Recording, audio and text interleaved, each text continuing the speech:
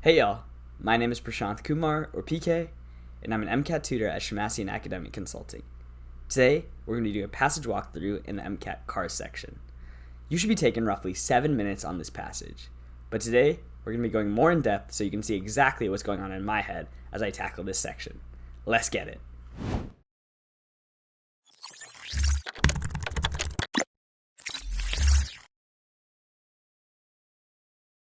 Alright, so I've gone ahead and put the passage on the left and the questions we're going through on the right. So feel free to take a moment and pause the video and come back to us when you're ready. If not, let's get right into talking strategy. For me, I like to maintain the same strategy regardless of what passage I'm going through. This gives me something to come back to regardless of whether the passage is super easy or super challenging. Having something to ground me boosts confidence, and confidence really is necessary on test day, especially when you're dealing with speed, timing, all of that. For me, my strategy looks like read a paragraph, write a quick 3 to 5 word summary right after, then go on to the next paragraph, do the same, and on and on and on. The reason I like to do this is because it provides accountability. It makes sure exactly what's going on is understood by me prior to me going on to the next paragraph. So that 3 to 5 word summary is like a check-in. Do I know what's going on in this? If not, let me just take the moment to reread it really quickly and then write my 3 to 5 word summary. That way I don't get lost throughout the entire passage. It's more I understand every piece of it and can put the entire narrative together. For CARS especially, this is very important because a lot of the times you're going to be able to eliminate answer choices based on the tone of the passage, based on what the author is trying to argue. So you really want to know what that big picture understanding is of the passage. And with that, let's get right into the first paragraph. The recent publication in the daily press of instances of human longevity under the headings links with the past prompted a comparison between the length of time represented by the duration of a tree and the lifetime of a human being. The comparison of single lives suggested the further step of contrasting the antiquity of the oldest family histories with the remoteness of the period to which it is possible to trace the ancestry of existing members of the plant kingdom. All right. So the question we're asking ourselves after each of these paragraphs is what's going on? And remember, these are like challenging paragraphs. Like I don't really understand the big picture off that first read. But I want you to think about how you would summarize this into 3 to 5 words. There's a lot of details in there, but we want to focus on those 3 to 5 words. So for me, the 3 to 5 words would be looking at the antiquity of families versus plant kingdom ancestries, right? So some sort of comparison between them. Notice how I'm just using quick words. It doesn't have to make sense to anyone except yourself. So that's the big idea, is make sure you write it in arrows, abbreviations, whatever you need to keep it quick that you understand it. All right. My primary object in these pages is not to deal with the familiar cases of longevity in trees, but to consider, in the first place, some of the problems connected with the origin of the present British flora, and then to describe a few examples of different types of plants whose ancestors flourished during periods of the Earth's history, long ages before the advent of the human race. All right, again, what's happening? So right away, we see that this is a very important paragraph, right? Because it's talking about the author's primary object. And remember, we want to focus on that tone and understanding of what the author's saying. And so here, we're going to talk about problems. I'm going to put X, British flora, plus plants pre-human, right? So that's what the author's thesis is, what they're going to be talking about the rest of this passage. So as long as we have that understanding, we're ready to go on to the next paragraph. In dealing with plants of former ages, we are confronted with the difficulty of forming an adequate conception of the length of time embraced by geological periods in comparison with the duration of the historic era. Some of the selections from the Greek papyri recently edited by Dr. Milligan refer to commonplace events in terms familiar to us in modern letters. We forget the interval of 2,000 years, which has elapsed since they were written. All right, so here he's discussing some sort of problem with time, right? So that's what I'm going to note again. It's like problem with understanding time, right? And so he mentions that right here with the conception of the length of time. embraced by geological periods in comparison to the duration, right? We have a problem understanding that, the duration of historic era as it relates to conception of length of time. All right, onward. Similarly, the close agreement between existing plants and species which lived in remote epochs speaks of continuity through the ages and bridges across an extent of time too great to be expressed by ordinary standards of measurement. Terms of years, when extended beyond the limits to which our minds are accustomed, cease to have any definite meaning. While there's a certain academic interest in discussions as to the age of the Earth, as expressed in years, we are utterly unable to realize the significance of the chronology employed. All right, so again, what is happening here? It's saying no understanding of duration with plants and species, right? It's saying we don't have this understanding because it's so broad in length, right? We are utterly unable to realize the significance of the chronology employed, right? So he's talking about how it's very, very challenging to understand what time is when we're dealing with these extremely large periods of time. All right, next paragraph. After speaking of the futility of attempting to introduce chronological precision into periods so recent as those which come into the purview of archaeologists, Mr. Rice Holmes suggests a method better adapted to our powers. He says, ascend the hill on which stands Dover Castle and gaze upon Cape Grisnez. Let the waters beneath you disappear. Across the chalk that once spanned the channel like a bridge men walked from the white cliff that marks the horizon to where you stand. No arithmetical chronology can spur the imagination to flights like these. All right, so a lot of details, some fuzzy English in there. We don't really know what's going on, but let's think, right? Based on the tone of what this is saying, we can still get a quick summary, right? See, so Holmes is basically saying, right? Imagine, don't calculate, right? He's saying don't be this like precise chronological focus. Be more focused on being present, imagining all this time, letting like your like spirits fly, right? And so that's what he's saying is like go out and just experience it and let your mind run free. All right, next paragraph. On the other hand, the use in some country districts in Britain of spindles, almost identical with instruments used in spinning by the ancient Egyptians, and similar survivals described by the author of a book entitled The Past in the Present, bring within the range of our vision an early phase of the historic era. The rude implements still fashioned by the flint knappers of Brandon and Suffolk connect the present with the Paleolithic age. Measured from the standpoint of historic reckoning, survivals from prehistoric days appeal to us as a persistent types which have remained unchanged in a constantly changing world. All right, so again, what is happening in this paragraph? Well, we see sort of connection, right? There's an old to a new connection, right? Here he's talking about the spindles and then the knappers, right? We're talking about all of this. There's like a connection that's maintained even over these vast periods of time. We have old sort of histories or tools attached to the new. And so connection history-wise.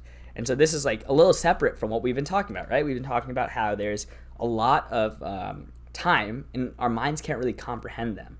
But here we have a concrete example of connection of time from past to present. So with that, we have a broad sense of understanding of what's going on in this passage. And we can go right on to our questions. Okay. Question number 1. Which of the following analogies best compares the chronological view of flora to Holmes's perspective on flora? Is it A, looking at historical timeline versus grouping history by century? B, observing a forest versus writing notes while sitting in a novel landscape? C, measuring time based on tree rings versus letting the mind run free while in nature? Or D, measuring a plant's length versus measuring a plant's width? All right, so let's think what the passage was talking about and look at the question, how it's set up. So here the question is asking for an analogy of how do we compare the chronological view to Holmes's perspective, and then we want an analogy that matches that. So if you write it like this, it could help. It's like we're looking at chronological to Holmes as is blank to blank, right? So we're saying the first part is in this first blank and the second part is in the second blank, right? So just make sure you're structuring the answer choice to match exactly what it's looking for. And so first, let's think about what the chronological sort of view of flora is. And that's just what we've talked about, right? This constant beam of time and how we understand flora as a concrete future of what time is, right? It's saying like, okay, we have the flowers that grew at this period, and then we have these flowers that grew at this period after this. So it's a based on time sort of focus. Whereas Holmes's perspective, right? We talked about it right here. We put it in our little outline. Holmes's perspective is imagine. Don't really count. Just be a free thinker. Go out there and let your mind run free, right? It's not about counting anything. It's not about looking at how something progresses. It's more about just being in the moment and flying with it. So with that, there's a clear answer that looks great to me, right? And so if we look just at Holmes's perspective, we're talking about being present and sort of experiencing it. And so right away, I see two answer choices that look fine, right? B and C look fine, whereas A does not really make sense. We're not looking at a timeline with this free think, be in the moment, and experience everything sort of mentality of Holmes. So we can eliminate A, and D also doesn't make sense. We're not measuring anything versus length versus width. This isn't quantitative. It's more of experiential. So now we're determining between B and C, right?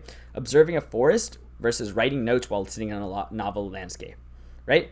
So the reason I would eliminate B is because we're not really writing notes. Holmes doesn't say anything about writing notes. Holmes says we want to just go experience it, let our mind run free, which is exactly what C is talking about, right? In this last paragraph, Holmes is like, no arithmetical chronology can spur the imagination to flights like these, right? And so that's the example of sort of letting your mind run free.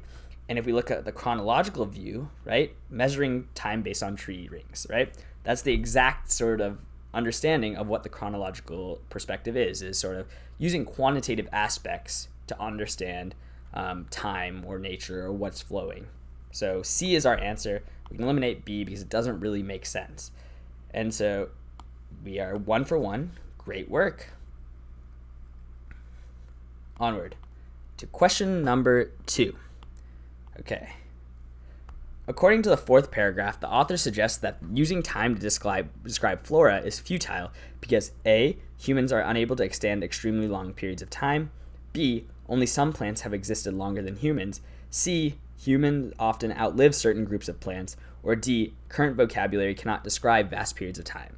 All right, so we know exactly where to go to because we have this nice sort of paragraph that says go to the fourth paragraph. So let's do it. Paragraph 1, paragraph 2, paragraph 3, paragraph 4 is this one right here. So similarly, the close agreement, that paragraph. And so our summary, it's like a quick summary. We don't have to look at it, but we use that to say, oh, we don't really have an understanding of duration with plants or species, which is what we were talking about here. And so if you want to read the paragraph, if you don't feel fresh, feel free to. But we have a basic understanding that humans aren't able to understand exactly what's going on. And that matches exactly with answer choice A, right? Humans are unable to understand extremely long periods of time. And so this is a type of question where I hope you remember the sort of context and flow of the passage to help you answer this one. Because our little summary right there told us exactly what was going on. B, only some plants have existed longer than humans. That doesn't really make sense, right? This paragraph is talking about how the understanding is much harder in terms of we don't have the time words to be able to use it. We can't use our words to express this time just because it's so broad, right? That's why it's saying we are utterly unable to realize the significance of the chronology employed. So B is out. C, humans often outlive certain groups of plants. That's not what it's talking about. It's talking about more of how long time is, not necessarily how long humans' lives are compared to certain groups of plants. D, current vocabulary cannot describe vast periods of time. So this is a good answer, right? Current vocabulary cannot describe vast periods of time, right? This doesn't really understand exactly what the paragraph is saying, right? Just why are we not able to understand it? Well, we're not able to understand it because humans' minds are not expansive enough. We're not able to comprehend exactly what's going on. It's not just the fact that we don't have words to define these periods of times. And so we can eliminate D. So right away, we're able to narrow it down to sort of A and D. D is a close answer choice, right? We're at current vocabulary cannot describe vast periods of time. But A is much better because it's not necessarily the diction that's the problem. It's the understanding of these vast periods of time that's the problem. So with that, we're on to question number 3. The author mentions the use of spindles in Britain as an example of A, plants that have been repurposed for modern uses, B, the growing obsoleteness of ancient tools, C, the survival of ancient tools to the modern day, or D, constant change throughout human history. All right, so where are we going to look for this paragraph, right? The question is talking about spindles in Britain. We should remember that was talked about in one paragraph, and that was that final paragraph. And why did we talk about that in this paragraph? Well, we said the use in some country districts of Britain spindles almost identical with instruments used by ancient Egyptians.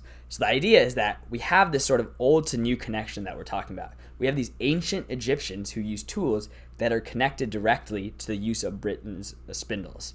And so we can look at an answer choice that has that same description of old to new. So which one would that be? Plants that have been repurposed for modern uses?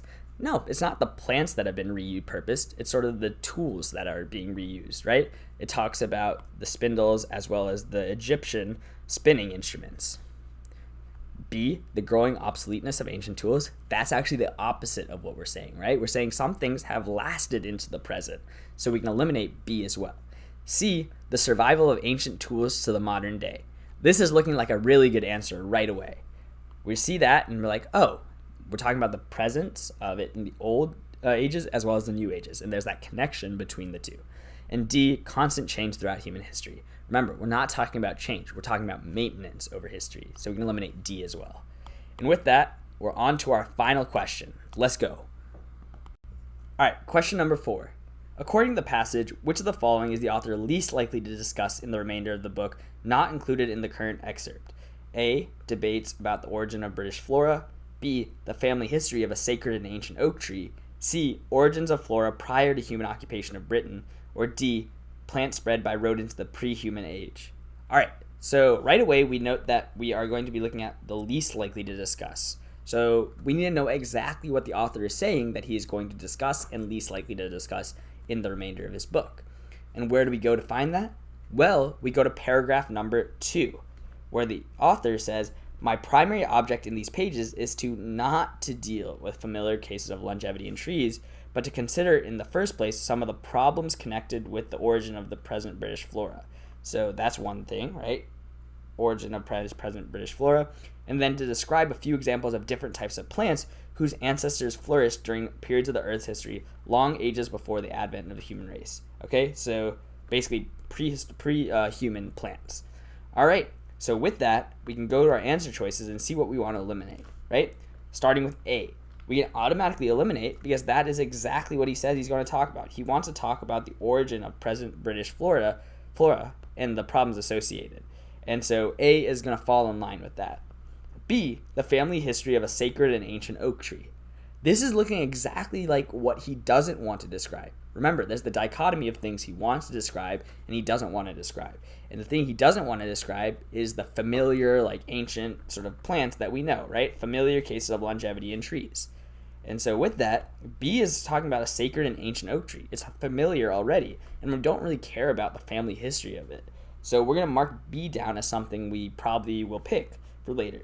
C, origins of flora prior to human occupation of Britain, right? This is again linked with the same reason of A. We're talking about the origins of British flora and what's caused them to be here. And so what the problems are associated, and we can talk about C fitting into that dichotomy of things he's going to talk about. And then D, plants spread by rodents in the pre-human age. And this is the last example where he talks about, oh, I want you to talk about ancestors flourishing long ages before the advent of the human race, which is exactly what D is. And that's an easy elim. And so with that, we pick answer choice B because it falls into that I'm not going to talk about it perspective from the author. And we're 4 for 4. We crushed it. All right, great work, team. We crushed another CARS passage. Kudos for you for getting it done. This was a challenging one. Some convoluted language, not easy to understand story, some conflict of points, right? We went through all that, and CARS is already such a challenging subject, but great job getting it done. And remember, understanding the whole story and the whole tone will help you get there. If you like this video, give us a like down below and subscribe to our channel. and comment exactly what you want next from us. Additionally, check out Vikram's 528 Strategies series on the homepage to see exactly what strategies you can use to maximize your score on test day. And finally, click on the link in our bio to sign up for MCAT Question of the Day so you don't miss out on any studying before test day. Happy studying, and let's get it.